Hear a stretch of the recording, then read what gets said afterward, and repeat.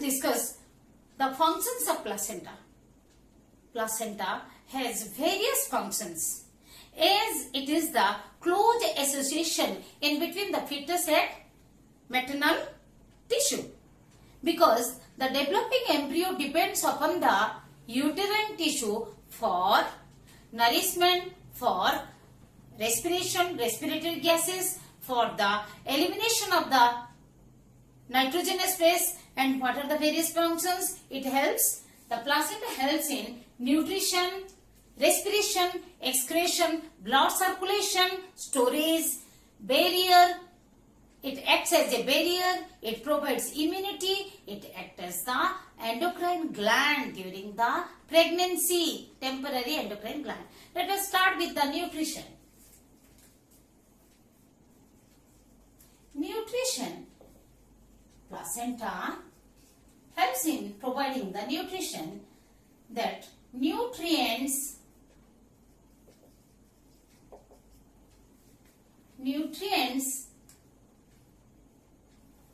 are transported from maternal blood to fetal blood through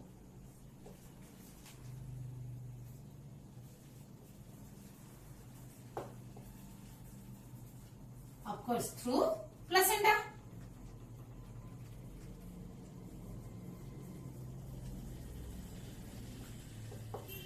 Similarly, the respiration, the materials, the transfer of exchange of materials occurs.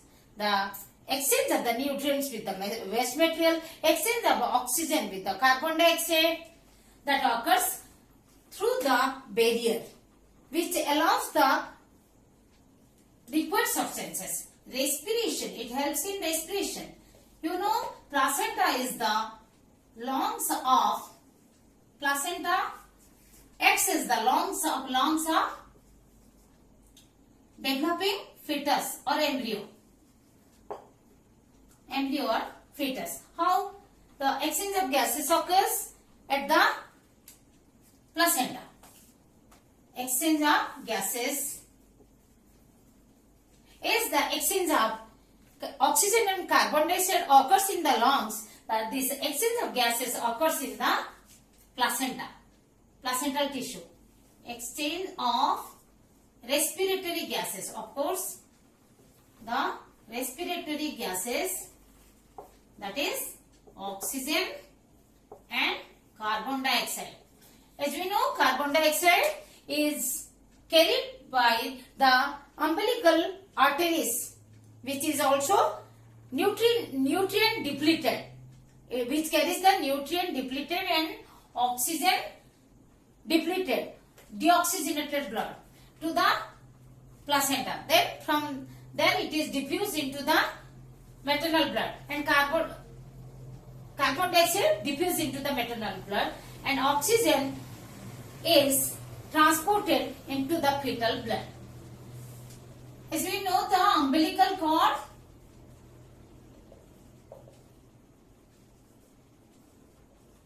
consists of one vein, two arteries. Okay, that vein carries oxygen and arteries carries carbon dioxide. And coming to circulation.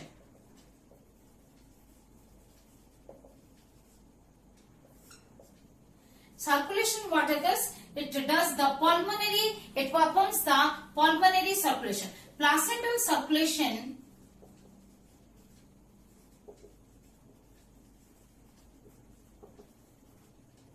is composed of two parts. The fetal placental circulation,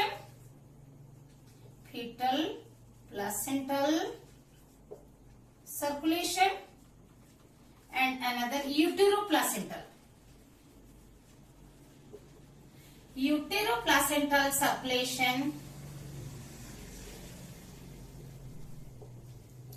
as we have discussed here, as the pulmonary artery, here the umbilical artery. These are umbilical artery.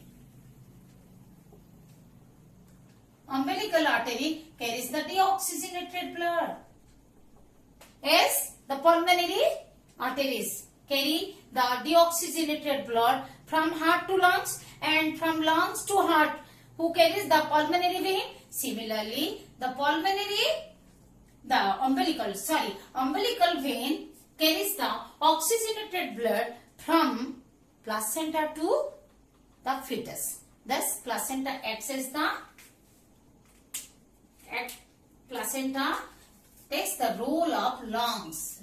The placenta is the lungs of the fetus.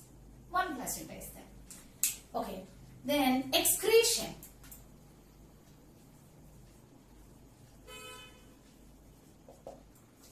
The removal of nitrogenous waste.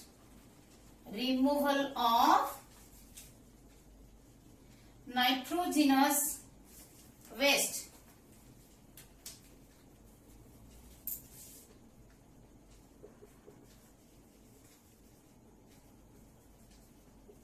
It helps in the removal of nitrogenous waste, eliminate into the maternal blood. Okay, and another thing in circulation, I have to tell you that why the umbilical vein carries the oxygenated and arteries carry the carbon dioxide. Is the why this fetal circulation is similar to pulmonary circulation. Pulmonary circulation. Why is this? Because there is no separation of the blood after it enters into the fetal heart. Because of the presence of, why? There is the presence of ductus arteriosus. Ductus arteriosus. That is a duct which connects the aorta, systemic aorta and pulmonary aorta. And another, the foramen ovale. Foramen means hole, oval shaped foramen in between in the interatrium. Okay, so that makes the mixing of oxygenated and deoxygenated blood, and the blood flows bypassing the lungs. It is not passing through lungs directly. It enters into because of presence of foramen ovale, directly the deoxygenated blood enters from right to again left, and from umbilical because of presence of ductus arteriosus, again in the aorta also it is getting mixed, as the blood circulation bypasses the lungs, as lungs are not functional in the fetus. Then it acts as the storage organ. Storage. What is the function of storage? It helps in storing the glycogen, stores glycogen, placenta stores glycogen and fat. During implantation, we have discussed the stromal cells, the cells of the connective tissue, the decidua basalis, they are overloaded with the glycogen and fat. They are overloaded and they store this to nourish the developing embryo. As the blood vessels of the endometrium are providing the more nutrient, and the glands of the endometrium, they are more secretive, and also the cells of the connective tissue are overloaded with the nutrients until up to it stores the glycogen and fat until up to the formation of the liver in the fetus. And how it is used? The glycogenolysis and lipolysis occurs, and the smaller molecules are absorbed by the fetal tissue. It acts as the barrier, placental barrier. In barrier, what happens? The barrier is made up of two parts, uterine part and fetal part plus fetal part. Both are having, in this case, endometrial epithelium. The uterine epithelium, you can say uterine epithelium plus connective tissue plus endothelium, the lining of blood vessel, endothelium. Here, what makes the barrier? What is the fetal part? This is chorionic epithelium. Chorionic epithelium plus connective tissue. Connective tissue is nothing but the mesodermal cells. The extra embryonic mesodermal cells are known as connective tissue. That mesoderm is called connective tissue plus endothelium of blood capillaries. Endothelium of blood capillaries. This makes the barrier. It provides immunity.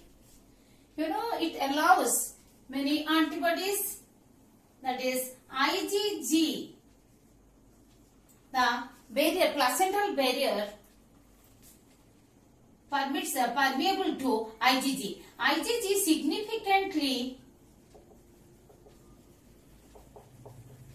crosses the placental barrier. Crosses the P barrier, placental, okay, PL barrier.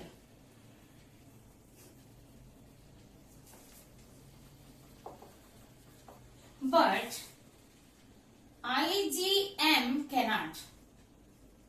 IgM cannot pass through. The antibodies produced against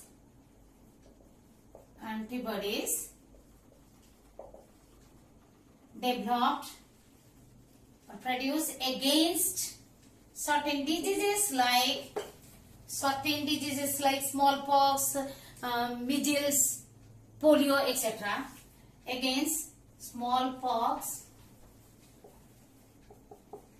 measles, polio. As the mother is taking vaccine, the antibodies are developed against these diseases and that can pass through the placental barrier, providing the immunity to the developing fetus from these diseases. It provides the immunity. Placenta also acts as the endocrine gland. It takes the role of endocrine gland during the pregnancy. It secretes many hormones. Placenta secretes many hormones like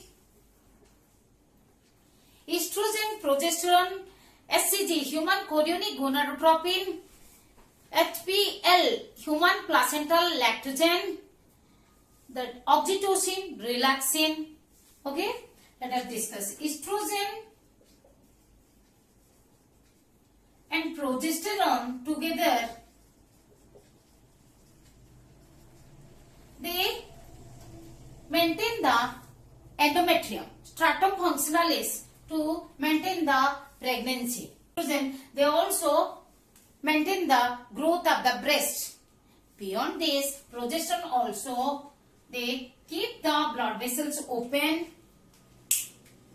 Progesterone keeps the blood vessels open so that progesterone does not allow the constriction of the blood vessels. Remember. So, the more nutrients and it is more vascularized and nutrients are supplied, then it induces the cervical mucus.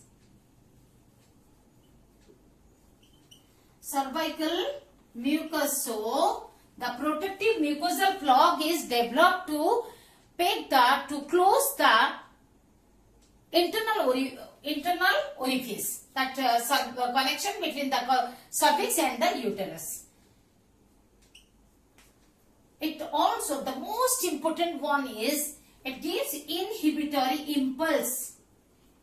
to the hypothalamus to stop the secretion of gonadotropin releasing hormone.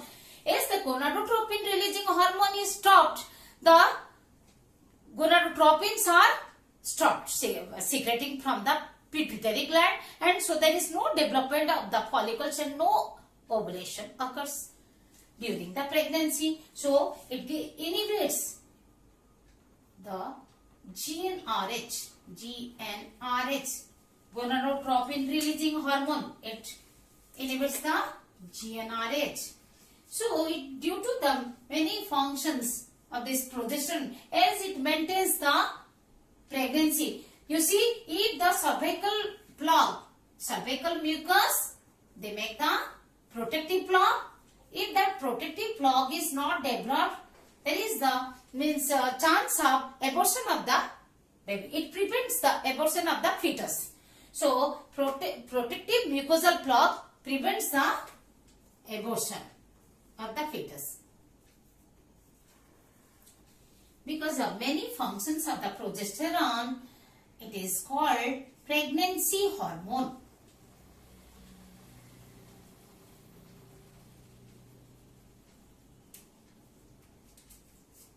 And what else is there? SCG from the very beginning, since the implantation, the chorionic cells,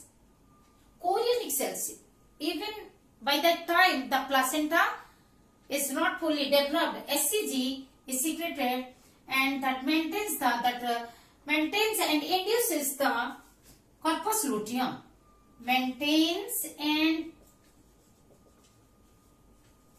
stimulates the corpus luteum.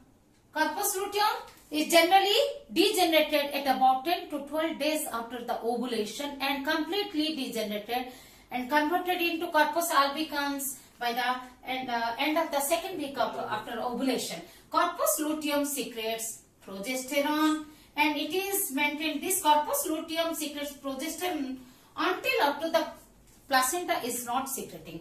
Placenta starts secreting progesterone itself in the by the 10th week of the development, embryonic development. And HPL, human placental lactogen.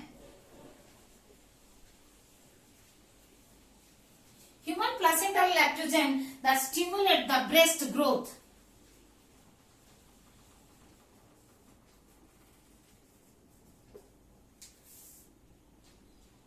Then oxytocin that stimulate the uterine smooth muscles. So vigorous contraction occurs at the time of parturition. Uterine smooth muscles causing the parturition. Uterine smooth muscles are stimulated by oxytocin and they give vigorous contraction.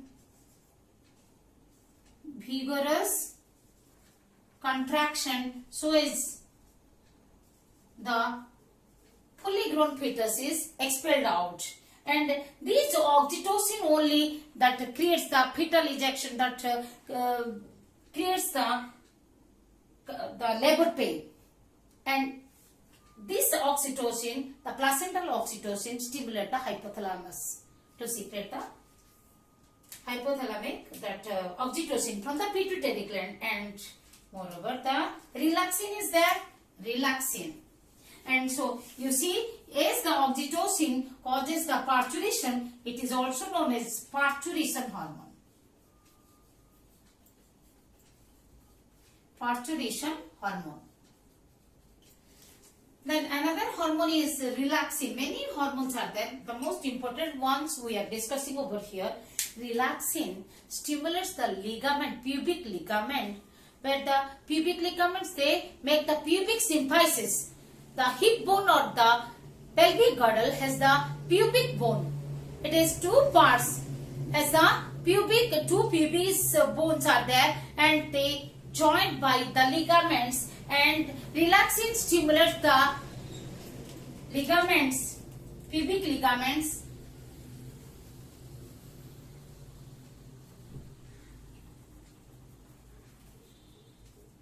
and pubic symphysis. Relaxation of pubic symphysis occurs.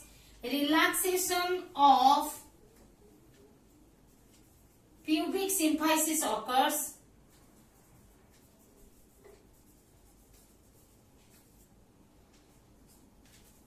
you see, relaxing the stimulate the pubic ligaments, then relaxation of pubic symphysis occurs, and that causes the widening of the cervical canal.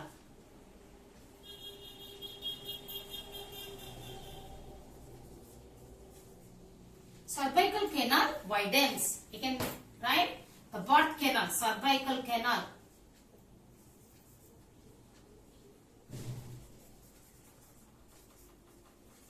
Becomes wider or widens.